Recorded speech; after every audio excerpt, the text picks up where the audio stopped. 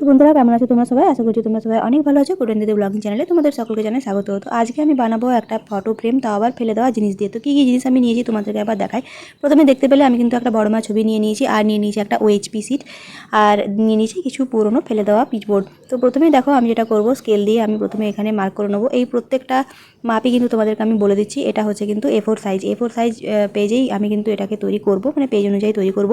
তো এখানে দেখতে পেলে আমি কিন্তু স্কেল দিয়ে প্রথমে দাগ করে নিলাম। এরপর দাগ অনুযায়ী আমি এগুলোকে খুব ভালো করে কেটে নেবো। তো দুটো দিক আমি লম্বা কাটবো এবং দুটো দিক আমি চওড়া কাটবো। তো কাজ করার সময় কিন্তু মিঠু আমার কাছে এসেছিলো, এসে পরে বলছে তুই কী করছিস। আর ওকে আমি বারবার বলছিলাম যে তুই এখান থেকে যা। কারণ হলো যে আমি যেহেতু ছুরি দিয়ে কাজ করছিলাম, হয়তো ওর লেগে যাওয়ার সম্ভাবনা ছিল, তাই জন্য আমি কিন্তু সবসময় এখানে ছোটো বাচ্চাদেরকে এবং পশুদেরকে অ্যাভয়েড করি। এই যে দেখতেই পাচ্ছ আমি এখানে কাটছি, আর মিঠু কিন্তু বারবার এসে আমাকে বলছে যে তুই কী বানাচ্ছিস, আমাকে দেখা।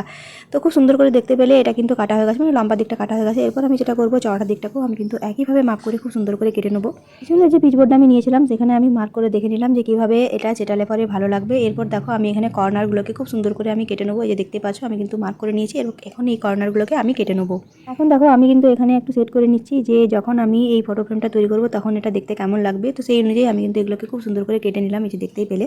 এরপর দেখো আমি কিন্তু এখানে তোমার নিয়ে নিয়েছি একটা গোলাপি রঙের কাগজ, গোলাপি রঙের ক্রাফট পেপার আমি এখানে নিয়ে নিয়েছি, এবং এই ক্রাফট পেপারটা দিয়ে আমি কিন্তু খুব ভালো করে এই যে জিনিসটাকে ঢেকে দেবো।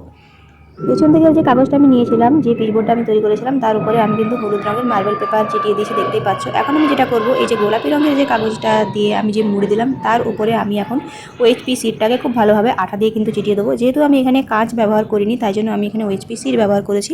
তোমরা চাইলে কিন্তু কাঁচ ব্যবহার করতে পারো, তবে কাঁচা থেকে ওএইচপি সিটটার দামটা একটু কম পড়বে, তাই জন্য এটা করেছি। এরপর দেখতেই পেলে আমি কিন্তু এই জায়গাটা আমি খুব ঠিক করে নিয়েছি, মানে দুটোকে একসঙ্গে করে আমি এখানে যেটা করেছি যে সেলো টেপ দিয়ে খুব সুন্দর করে চিটিয়ে নিয়েছি। আর যেহেতু এটা দেখতে খারাপ লাগছিলো, তাই জন্য আমার কাছে যেহেতু কালো রঙের কাগজ ছিল, তাই কালো রঙের মার্বেল পেপার দিয়ে আমি কিন্তু এটাকে খুব সুন্দর করে, এই যে এখানে দেখতেই পাচ্ছ, খুব সুন্দর করে এটাকে কিন্তু তৈরি করে নিয়েছি। এই যে দেখো এটাকে আমি কিন্তু খুব ভালো করে এদিকে আমি মানে মায়ের চারদিকে এই কালো রঙের কাগজটা দিয়ে আমি কিন্তু খুব সুন্দর করে এটাকে ঢেকে দিচ্ছি, যাতে কিনা এটা একটা সুন্দর দেখতে ফ্রেমের মতো লাগে, বা দোকানের যে ফ্রেম কিনতে পাওয়া যায় সেরকম যেন লাগে। ফটো ফ্রেমটাকে আরেকটু সুন্দর করার জন্য আমি এখানে নিয়ে নিয়েছিলাম গোলাপি রঙের আর্ট পেপার, যেটা আমার কাছে দেখতে পেলে একটু কিন্তু আমি কাজ করেছিলাম, তারপর বেঁচে যাওয়া আর্ট পেপারটা আমার কাছে ছিল। তো এখানে দেখো আমি একটু ফুলের মতো এখানে ডিজাইন করে নিচ্ছিলাম, আর ফুলের মতো ডিজাইনটা করার পরে এখানে আমি ছোটো ছোটো করে কেটে তারপর স্কেচ পেন দিয়ে একটুখানি ডিজাইন করে আমি কিন্তু ফটো ফ্রেমের চারদিকে চিটিয়ে নিয়েছিলাম।